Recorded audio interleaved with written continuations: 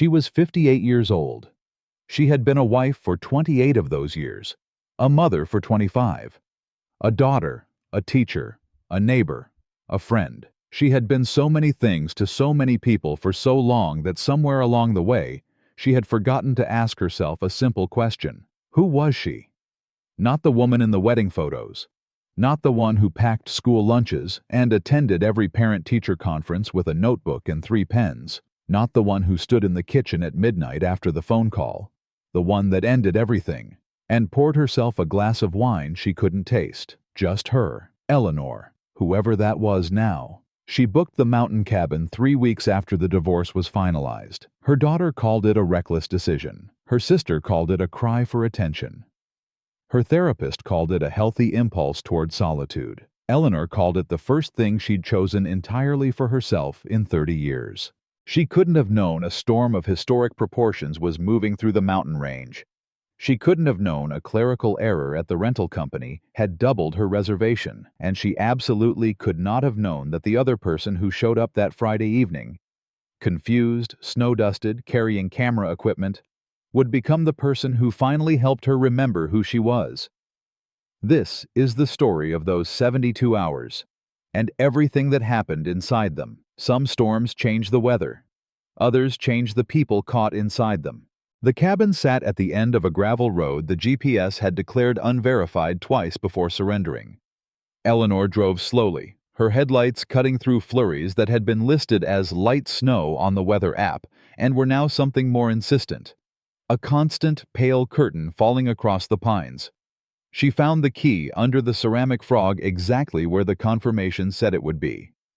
She unlocked the door, dragged her suitcase inside, and stood in the center of the room for a long moment, just listening. Silence. Real silence.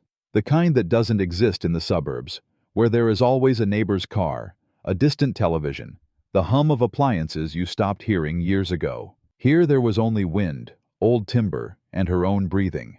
She had not realized, until that moment, how loud her life had been. The cabin was small. A main room with a stone fireplace, a kitchen barely large enough for 2, a bedroom behind a wooden door, a bathroom that smelled of cedar. The walls held the accumulated artifacts of decades, an old mountain map, a pair of snowshoes, a shelf of paperbacks worn soft with multiple readings. She started a fire. She made tea. She opened her book. 20 minutes later, there were headlights in the driveway. His name was Lucas Farrow. He was in his mid-30s, carrying a camera bag and a duffel, and he looked as confused to see her as she was to see him. A rental management company had taken over the cabin 2 years ago without the family realizing they were actively booking it out. His confirmation showed the same dates as hers. Eleanor stared at him. He stared at her. Outside, the snow was no longer flurrying. It was falling in earnest. Neither of them knew the road back to town would be impassable by morning. Neither of them knew they weren't going anywhere for 3 days. The polite thing, they both agreed, was to manage this practically. He would take the couch. She would keep the bedroom.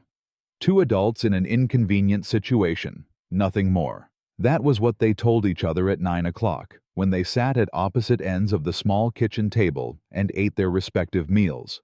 Her leftover pasta, his gas station sandwich, and made careful conversation about nothing important. He asked what she did. She told him she'd been an art teacher for 23 years, that she'd retired 2 years ago, that she'd been reassessing things since. He didn't push. She appreciated that. She asked why he was at the cabin. He looked at his sandwich before answering. He was supposed to assess it for sale. His parents had moved to Florida. Nobody in the family used it anymore. His fiancée thought holding on to it was sentimental and impractical.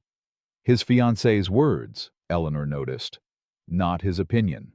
His report. "And what do you think?" Eleanor asked. He looked at her then with a kind of surprise, as if he wasn't accustomed to being asked that specific question. "I think I needed to see it one more time," he said quietly, "before I made a decision."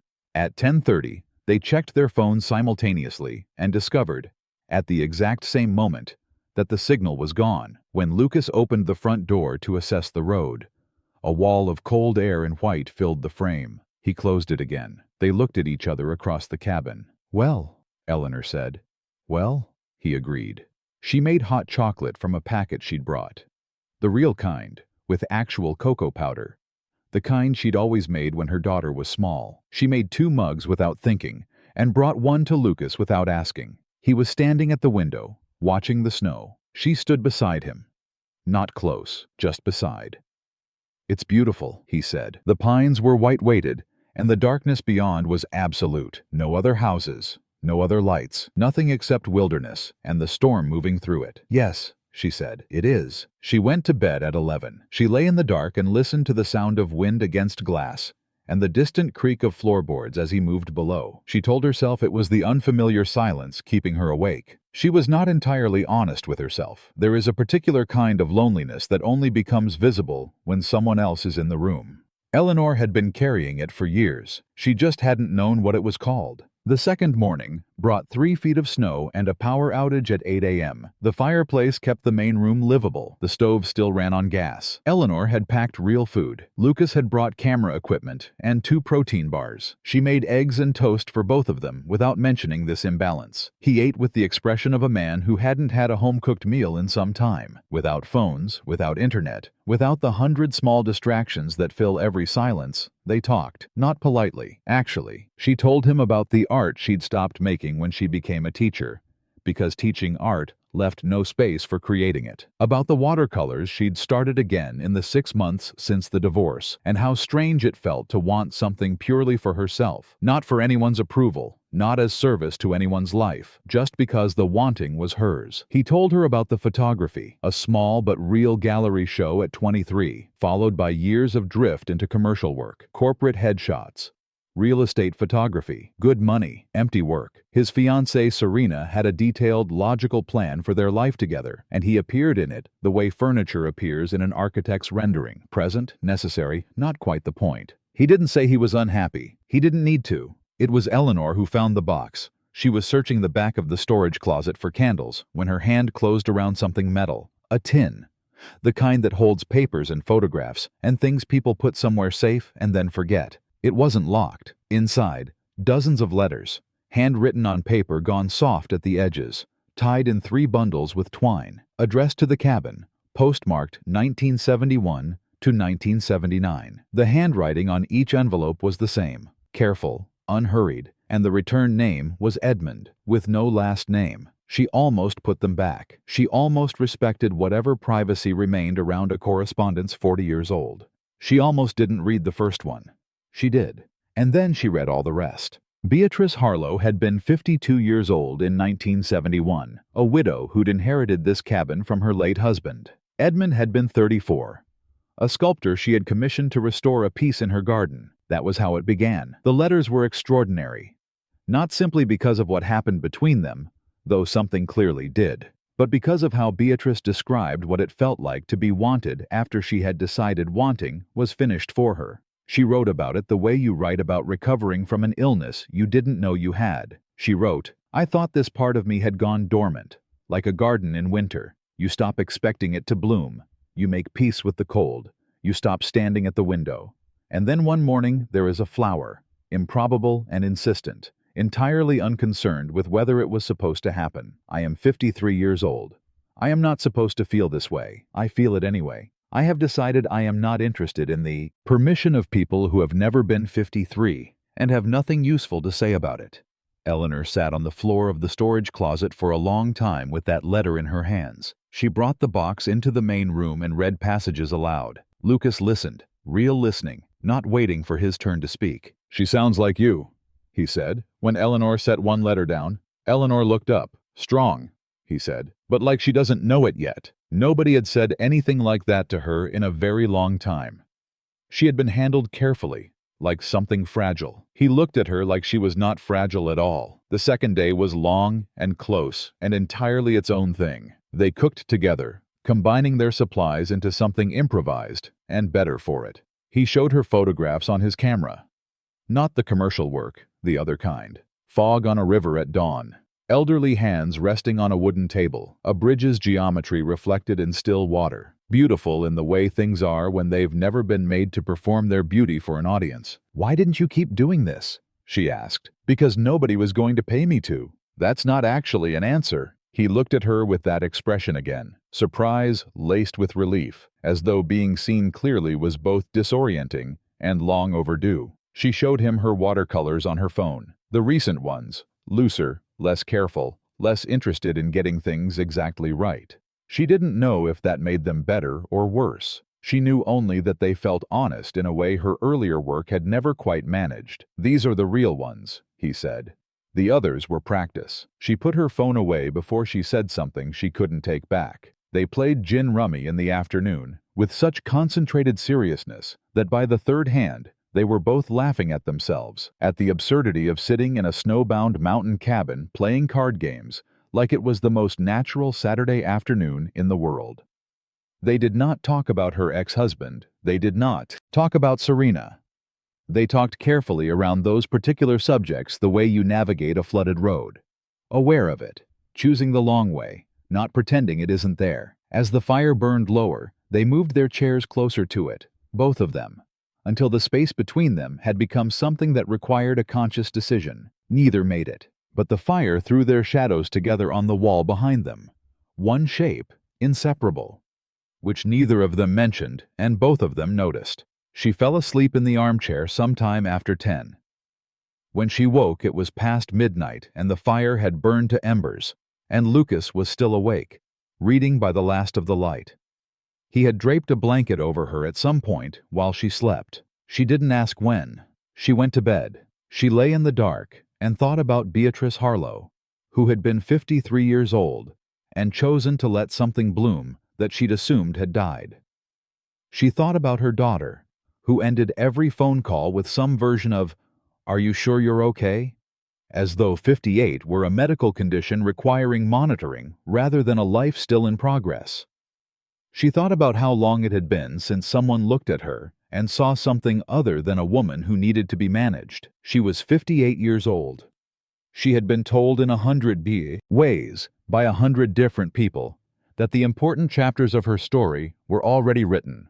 Lying in the dark of a snow-locked cabin, she began to suspect that every one of them was wrong.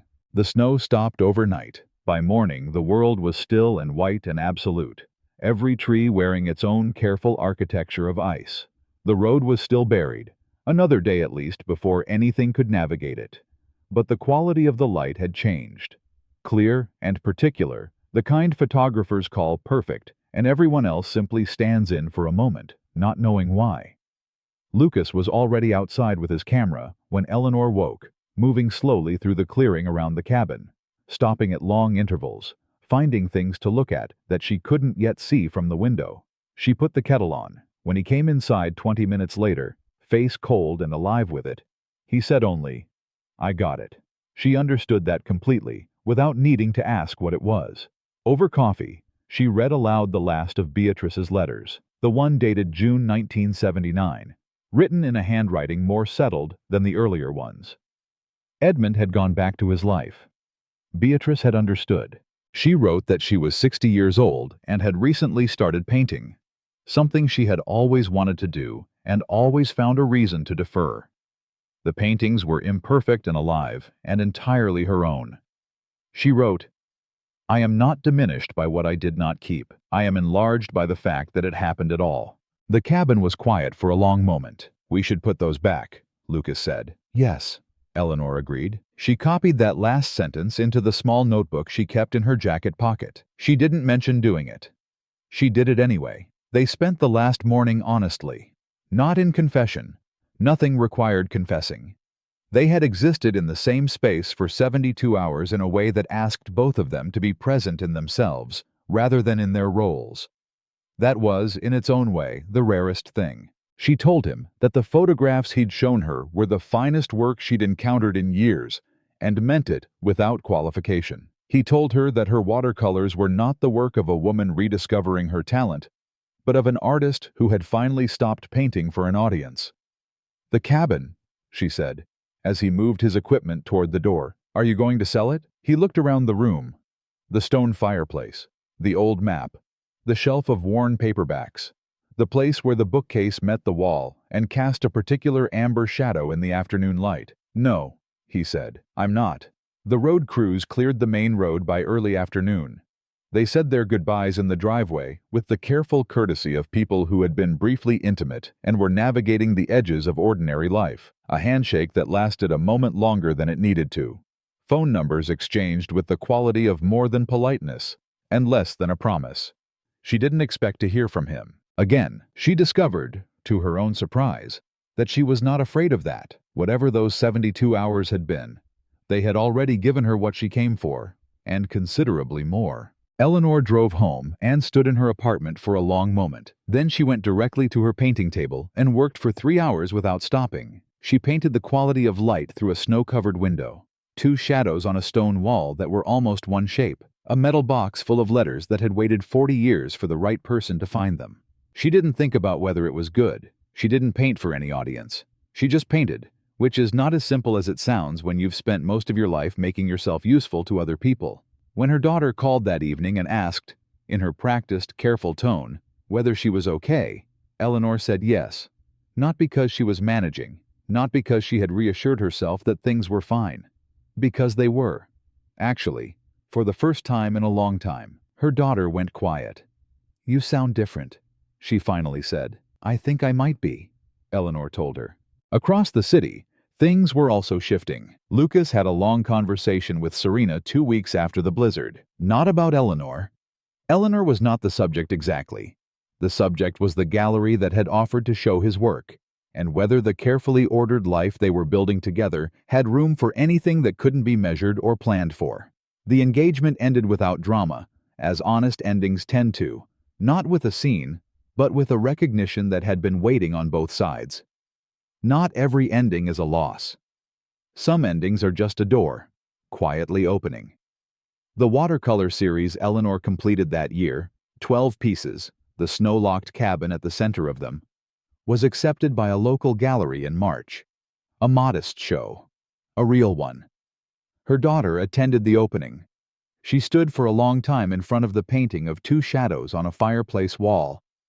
One shape, inseparable. Then she turned to her mother and said quietly, "I didn't know you were this good." "I didn't either," Eleanor said. Not for a long time. There was no fairy tale ending because Eleanor had stopped believing the point of a story was to return to where it started. She believed the point was to arrive somewhere you couldn't have imagined from the beginning. In the spring, a letter arrived. Not an email, an actual letter, handwritten on heavy paper. Inside it, a photograph. The cabin in morning light after the storm, in that precise stillness that exists between a blizzard ending and the world remembering it has to move. Through the cabin window, barely visible, a woman sat in an armchair reading, lit from the side by firelight. Eleanor hadn't known he'd taken it. The letter said only, "I thought you should have this. It's the best thing I've made in years. Thank you for asking what I thought, instead of telling me what I should think. L." Eleanor hung the photograph above her painting table. Not with longing exactly.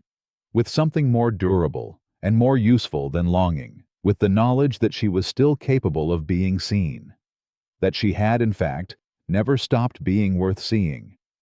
That 58 was not the end of anything that mattered. She was 58 years old. She had been invisible for so long she had started to believe it was permanent. She was wrong. She had always been wrong about that. In the storage closet of the mountain cabin, not sold, sitting exactly where it had always been, a metal box rested on a high shelf. Beatrice Harlow's letters were still inside it, every one of them, patient and unhurried, and ready for whoever needed to find them next. Some things wait as long as they have to, because the right person always comes along eventually. And sometimes, if the storm is bad enough and the road is blocked, and there is nothing left to do but be honest with yourself and the stranger in the room, they find you exactly where you are.